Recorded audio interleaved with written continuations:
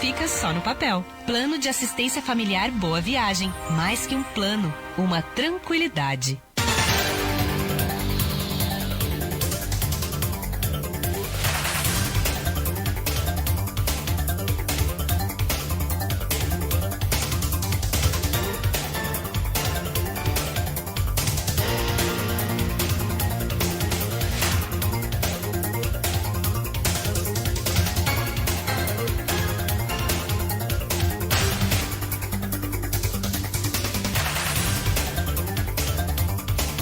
São 7h52, voltamos com Folha no Ar, primeira edição, e hoje recebendo aqui no estúdio, aliás esteve aqui no estúdio uma semana atrás, tanto com o Cláudio Nogueira como comigo, o Almir Bárbara. Almir, bom dia, né? Tá conversando aqui com o Kirmair, esquecemos um pouco de você, mas antes de voltar aqui ao Kirmair falando sobre o período com Gabriela Sabatini, nós falar um pouquinho no evento que começa hoje no Saldanha, ali na Alberto Lamego, no Clube de Saldanha, um fórum de tênis, vamos dizer assim, um workshop de tênis, e um workshop de alto nível, né? Porque com certeza, né? Se eu for falar no workshop, coisinha pequena, né? Com Kirmair o negócio é diferente.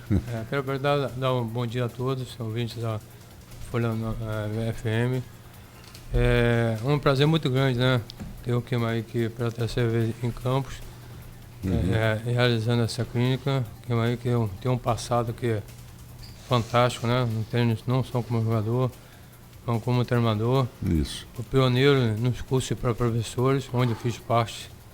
E mantenho o meu elo de ligação com ele até hoje, em 83, né, cara? 83. Então, é uma pessoa que eu admiro muito, não só como jogador, como ser humano.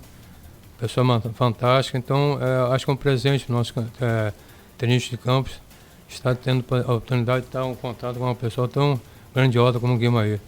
Obrigado também ao Grupo Alemão pelo apoio, né? É muito importante. Você é muito querido pelo grupo, você sabe disso. Vamos lá, Kirmair, falar um pouquinho desse... Eu gosto sempre, quando me refiro aos esportes que se destacam no Brasil, e o Brasil foi um grande destaque internacional do tênis, queira aquela imprensa ultrapassada ou não, queira o torcedor que não sabia torcer para o tênis, porque não conhecia como é que funcionava, que você ganha um dia, mas perde o outro e tal. Mas eu costumo falar sobre a influência dos grandes treinadores. Quando a gente chega hoje na situação do vôlei brasileiro, ser um vôlei vitorioso e reconhecido no mundo, e a gente vê aquele Roberto Guimarães, José Roberto Guimarães, o Bernardinho, o Renan Dalsotto, a gente esquece um pouco, e é bom falar, de um Célio Cordeiro, que foi o cara que preparou todos esses técnicos. Enio Figueiredo, Bebeto, ele foi técnico, ele pessoalmente, foi jogador, ele pessoalmente, e foi o cara que doou o terreno, era dele aquele terreno em Saquarema, onde construíram o centro de vôlei, né? O Célio faleceu tem uns 4 anos atrás, e o filho dele, Marcelo Cordeiro, é do Comitê Olímpico Brasileiro, é um cara apaixonado por esporte, não podia deixar de ser. A mãe campeã brasileira de natação pelo Fluminense, o pai aquele grande treinador. E é aí que a gente começa. Não basta só você formar jogadores, você tem que ter uma geração de treinadores, de pessoas que saibam lidar com esses meninos, com essas meninas. É muito difícil. Hoje em dia, então, com politicamente correto, é muito difícil. Queria que você falasse um pouquinho sobre isso e sobre a sua fase com a Gabriela Sabatini. Não, e eu tive uma conversa muito tempo atrás com o Nussmann, logo que ele entrou na presidência do Comitê Olímpico. Que foi um bom jogador de vôlei. Foi um bom jogador de vôlei. E a minha intenção da visita era mostrar o meu centro de treinamento em Serra Negra, porque era um lugar, era uma ação inédita, né? Um empreendimento inédito, totalmente dirigido para o tênis. E eu pedi uma reunião com ele. E justamente esse momento eu estava cuidando da capacitação dos técnicos no Brasil, começando. E ele falou, olha, que mais há algum tempo atrás, quando ele ainda era presidente da Confederação Brasileira de Vôlei, você lembra que ele trouxe foi um coreano, um japonês. Conheço esse japonês. Que foi para o Minas Tênis Clube. Foi para o Minas. Hoje ele é aposentado, mora em São Paulo, jogando golfe de todo dia. Esse japonês. E ele formou uma geração, ele formou uma filosofia de treinamento. Porque o Japão já era, na época, um dos países que mais se destacava no vôlei. E começou a formar ali uma geração e que em 84 tivemos aquele grande resultado, né, na Olimpíada de Los Angeles, né? Foi isso? Foi 84 em Los Angeles, né? Você não era nascido ainda, você não lembra. Mas então eu acho que né, pegando o seu gancho da importância do técnico, do conhecimento do técnico e do posicionamento do técnico, eu acho fundamental. E a sua pergunta foi sobre a Gabriela Sabatini, não foi? Exato. Como é que começou? Como é que houve a aproximação? A aproximação foi interessante, foi networking, né? Já na época eu era muito amigo do empresário dela. E ela vinha num momento difícil, ela tinha estado com um técnico espanhol, amigo meu, da minha geração, durante uns 3 ou 4 anos, né, dos 15 anos mais ou menos. E é claro que um relacionamento de técnico e jogador ele se desgasta, né? Depois de um tempo é um relacionamento muito intenso, e se os dois não se vão renovando formas de ser ou formas de trabalho, o trabalho se torna muito monótono. E certamente foi isso que aconteceu, porque a capacidade dele, o Ángel Jiménez, era não tinha nenhuma dúvida da capacidade dele, mas era muito mais uma coisa de relacionamento. E o empresário da Gabriela me ligou perguntando se eu me interessava, e eu inicialmente disse que não. Eu não conheço muito bem o tênis feminino. Eu tinha acabado de jogar, fazia 2 anos que eu tinha parado, e começar de novo no circuito não estava muito nos meus planos, não. Mas ele insistiu, me ligou algumas vezes, e ele tinha uma relação de técnicos, o pai da Gabriela tinha uma relação de técnicos, e um psicólogo que estava cuidando, né, tinha a Gabriela como uma das atletas dele. Eu estava na lista dele também, que era o Jim Lair, que era justamente o psicólogo da academia do Bollettieri, que tinha um conhecimento, é um dos caras mais renomados e craques da área de psicologia específica de paratenistas. Muitos trabalhos, muitos vídeos, muitos livros. E eu estava na lista dos dois, e por isso que eu fui o primeiro a ser consultado. Eu acabei aceitando o convite para conhecer a Gabriela, fui à Argentina. Ela estava num momento muito difícil, muito arredia, tinha 19 anos, triste. Por ela, certamente já teria parado de jogar, né? Ela vinha num momento complicado, muita expectativa foi colocada em cima dela, mas só que tinha a Graf, tinha a Celis, que estava começando a entrar, e tinha outras jogadoras, Arantxa Sanches, Conchita Martínez, que eram as meninas que eram da época dela e que eram as grandes rivais. E ela não estava conseguindo avançar rodadas, perdendo jogadoras que ela não deveria perder.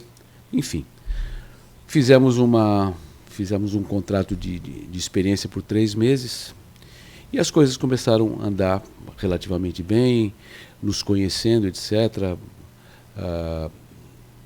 Óbvio que numa expectativa, e no momento, e demora um pouquinho para conhecer a pessoa, para poder saber o que falar também, que momento falar, porque cada um tem seus botões em lugares diferentes, né? E a gente tem que ir encontrando. E por sorte, eu acho, porque não foi feito muita coisa, né?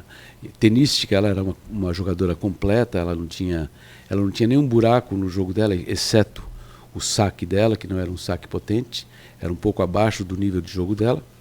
Mas que, de uma maneira geral, o tênis feminino também não era de grandes sacadoras nessa época, né? Só a Graf que sacava um pouco melhor, mas não... E a Celis também veio com... Nenhuma tinha um grande saque, né? E não dava para comparar nada com o tênis masculino, que dependia muito do saque. Então, mas, enfim, dali a exatamente 3 meses ela ganha o US Open, da Graf na final. Então, isso foi um alívio para a expectativa dela e de todo mundo né, o entorno dela, toda a família e imprensa argentina, e deu uma tranquilidade a ela, e que ela começou a acreditar mais nela. E aí ela conseguiu bons resultados, esteve a um jogo de ser número 1 do mundo. Justamente no dia do aniversário dela, ela perdeu um jogo de uma menina que ela nunca tinha perdido. Se ela tivesse ganho, ela teria sido número 1 naquele momento. E ela teve uma carreira brilhante, né? Ela ganhou muitos títulos. Uma das coisas que eu me orgulho em falar é que antes do nosso relacionamento, ela tinha jogado 14 vezes com a Graf e tinha ganho uma vez.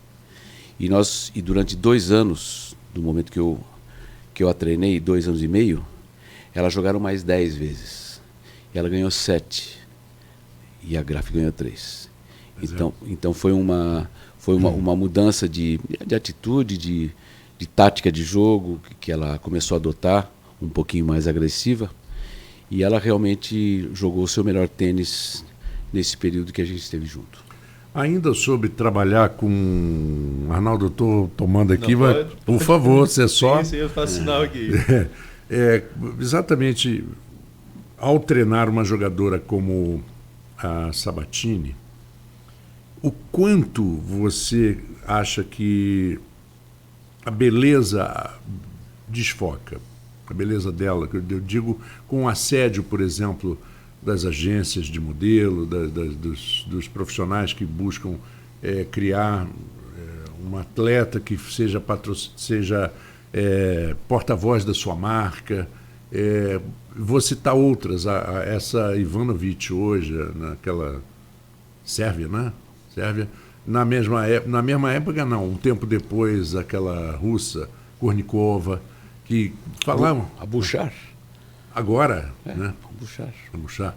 E o que isso você acha que pode ter influenciado também de desfocar um pouco? Porque é muito assédio, porque a Gabriela Sabatini é impressionante. Eu a vi, eu conheci ela pessoalmente em 98, alguma coisa assim, que ela foi na ESPN, levada pelo Frana, pelo Javier, um bom amigo, e é um ótimo comentarista em espanhol e tal. Argentino? No serviço em espanhol da ESPN. A espanhol. América do Sul. Né? Na América do Sul. Ele levou a Gabriela Sabatini, ela é de uma beleza estonteante. Ela entra num lugar assim, parece que ilumina. É impressionante. Como você acha que isso pode ter influenciado um pouco? Eu acho que para ela não afetou. Não, né? Negativamente. Ela tinha tudo muito bem organizado na cabeça dela. Realmente ela tinha muitas restrições, né, na vida dela, não podia sair em qualquer lugar.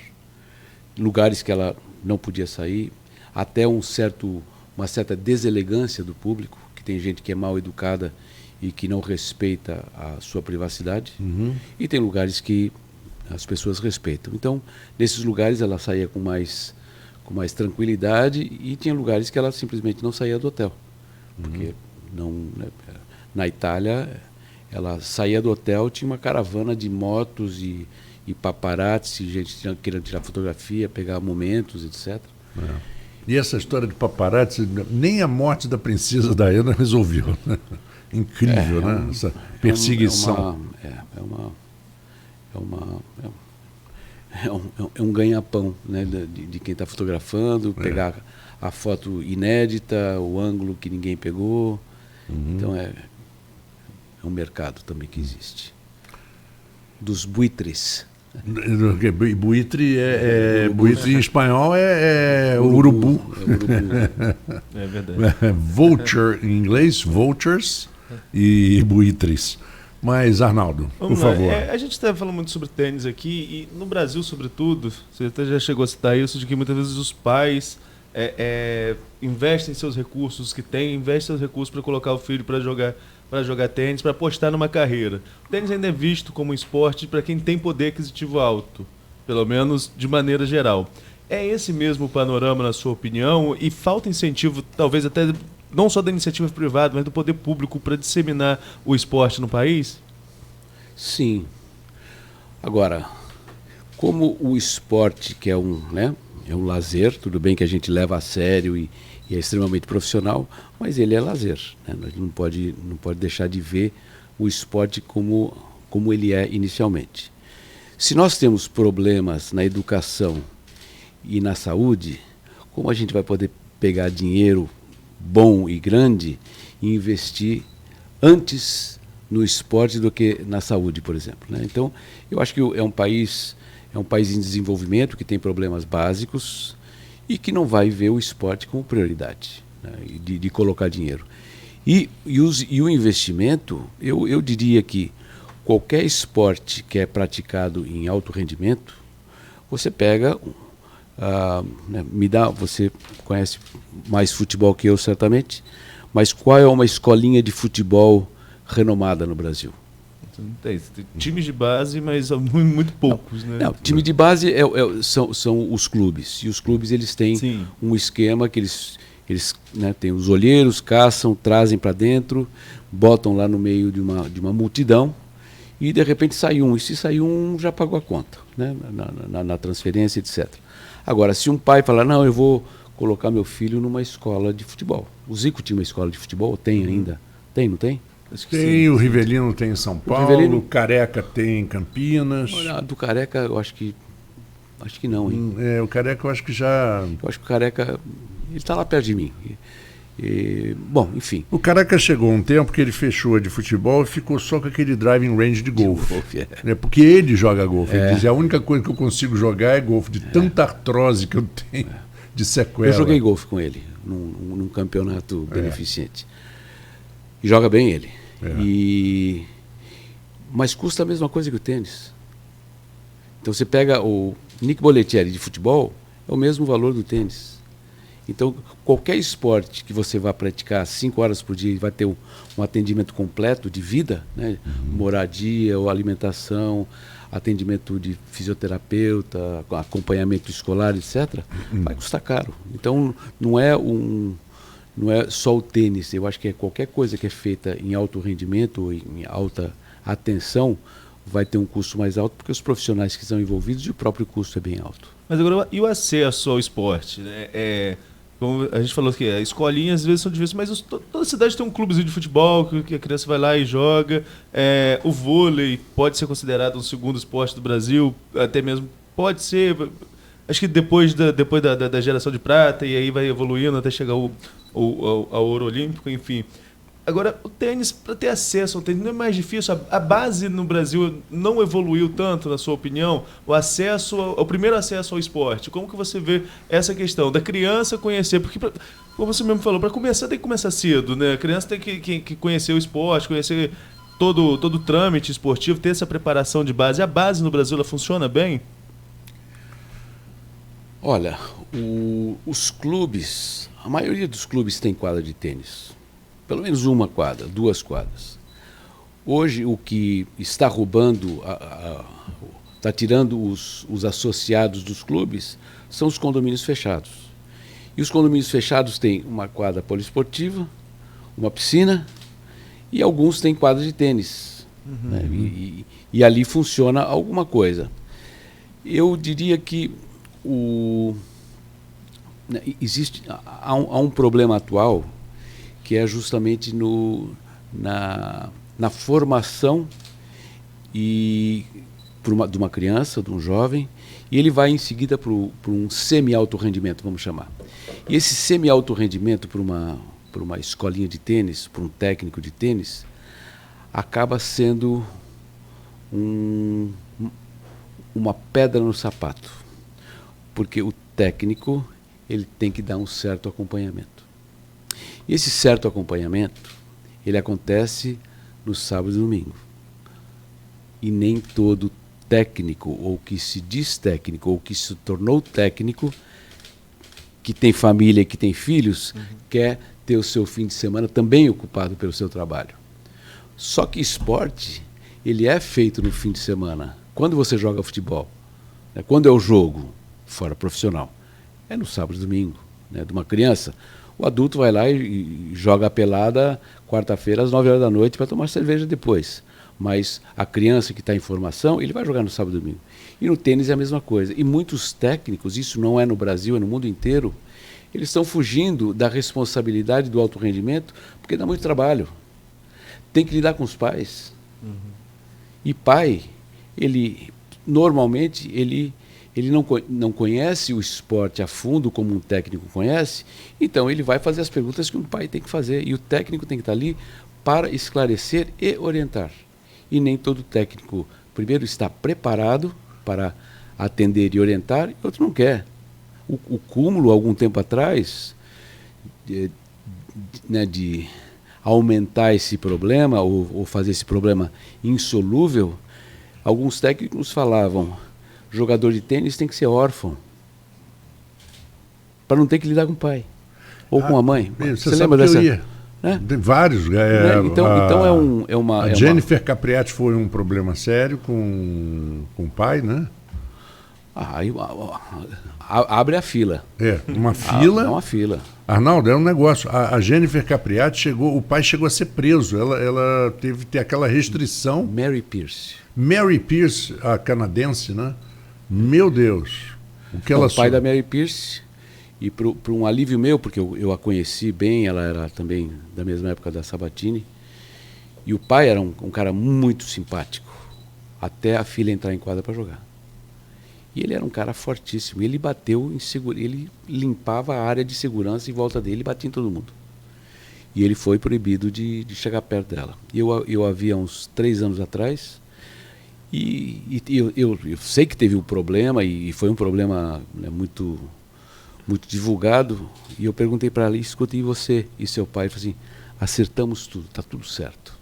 Então, era o tempo que ela jogava. Então foi porque esse cara, ele investiu tudo que ele tinha, ele vendeu a casa, foi morar num trailer para ela poder jogar tênis. E ele, a esposa, o filho, que se tornou advogado agora, e ela, tudo para ela, a vida toda para ela. E ela jogava muito tênis. Grande jogadora. Ganhou o Roland Garros. Ganhou o Roland Garros. Ela tinha, na minha opinião, mas a minha opinião não é abalizada nesse ponto, mas eu achava que ela procurava as câmeras quando estava jogando. Ela olhava assim para ver se tinha alguém, aí ela ajeitava o cabelo, fazia, mas jogava muito tênis. Também, ela é 1,80 m de altura, uma loiraça. Bonita. Muito bonita, então ela era bem vaidosa. Assim. Bem vaidosa. Mas, exatamente, você entrou numa área que eu ia falar, às vezes os pais atrapalham muito, e não foram só, nós falamos da Mary Pierce, falamos da Jennifer Capriati, que o pai teve que ser afastado também, não podia entrar e tal, mas tem casos, principalmente nos países ex-cortina de ferro, casos seríssimos de assédio mesmo. E que a gente só vê aquelas que chegaram no topo. Estão... Agora, aquelas que não chegaram por vários motivos, que os pais, né, um nível de expectativa muito alto e um nível de exigência muito alto, alguns maltratando realmente o filho. Os asiáticos, sem querer explicar nem fazer juízo, né? Os coreanos, principalmente, viram no tênis japonês, viram no tênis e no golfe uma forma de ascensão social dos filhos. E nós chegamos lá nos Estados Unidos a ver atitudes de pais com jogadores de 13, 14 anos no tênis e no golfe, de extrema violência, de extrema por causa de um erro, por causa de uma bobagem. E... Nós pais, né, porque eu sou pai também, a gente vai cometer erro a vida inteira com os filhos. É claro. Não tem jeito. E muito. A gente vai tentar errar o mínimo possível. Mas é verdade, é verdade. A gente tem nós somos as leoas, né? Protegendo a cria. E se acontecer alguma coisa, a gente pode sair do sério. Eu me lembro um humorista americano, sensacional, mas que agora está, como dizem nos Estados Unidos, no dog house, quer dizer, está numa situação difícil de acusação de abuso sexual, que era o Bill Cosby. Claro. Bill Cosby foi talvez o maior gênio do humor americano, que fazia um humor genial sem nenhum tipo de apelação, né? E ele dizia que o grande sonho da vida dele como pai era o único filho homem dele que acabou assassinado. Um rapaz tinha 28 anos, assassinado num assalto. O Ennis Cosby era na faculdade, no colégio, no high school, um jogador de futebol americano. Então, era o orgulho do Bill, né? Ele ia ver o filho jogar. Então, estava o Cosby aqui nas costas, o garoto era alto, forte, e ele ia para a torcida. Olha lá, meu filho, olha lá, o Cosby, é um Cosby jogando. Aí pegava, fazia o touchdown e ele gritava Cosby. Aí vinha o repórter do colégio para falar com meu filho que eu dei a minha vida para ele ser jogador de futebol americano. Aí vem aquele microfone na frente e a câmera, o garoto olha e fala assim: oi, mãe. Dá um adeuzinho para a mãe. Nem lembra do pai. E sabe que ele teve um programa... Lembra do I Spy? Era uma série de televisão que eles eram 2 espiões e um deles era profissional de tênis, que era o Rod Taylor. Rod Taylor. Foi uma série que teve, eu acho que nos anos 60. Ator Rod Taylor, né? O ator Rod Taylor. Ele chegou a jogar tênis profissionalmente, né? Eu não sei. Não. Esse, o Roger Taylor. Roger Taylor, que é um inglês. Sim. Que chegou à semifinal de Wimbledon. Numa época. Bom, são 8h19, nós faremos um outro intervalo agora. Vamos e voltamos depois para fechar o último bloco de entrevista. Aí a gente vai falar dos seus planos, dos projetos. Agenda em campos. Legal. Esse workshop, quem gosta de tênis, e tem muita gente que gosta de tênis em campos, né? É impressionante como é um esporte querido em Campos, que as pessoas gostam. E eu tive uma surpresa muito grande. Quando eu voltei dos Estados Unidos, e a primeira vez que eu vim a Campos, 2007 ou 2008, eu trabalhava na ESPN, então, narrava tênis lá com o nosso querido Paulo Cleto, o doido Cleto, uma figuraça. E eu chego a Campos, um garoto assim, de uns 17 anos, num barzinho, filho de um amigo meu. E ele virou para mim e falou: você é o Marco Antônio da ESPN? Eu falei: sou. Rapaz, eu tenho mais de 300 DVDs gravados de transmissões de vocês na ESPN, desde os Estados Unidos com o Jacó Creme. Aí eu virei para o pai dele e falei: ô Jorge, que história é essa? Ele falou: não, é verdade. E ele me convidou, fui na casa dele, era uma gaveta de só DVD, tudo assim, ESPN, tênis, Roland Garros, US Open, Aberto da Austrália, e todos os... Porque a ESPN era a que comprava, ainda é a que mais compra e cobre tênis nos Estados Unidos, né? Exatamente. Impressionante, eu tive esse prazer de ter um fã, né, de reconhecimento imediato, né? Porque a gente costuma ser mundialmente conhecido por 2 ou 3 pessoas da família, com aquilo que a gente faz. Mas aqui não. Bom, vamos a um pequeno intervalo e voltamos já com esse nosso papo com o Carlos Alberto Queimaia. Daqui a pouco a gente volta. Ei, psiu!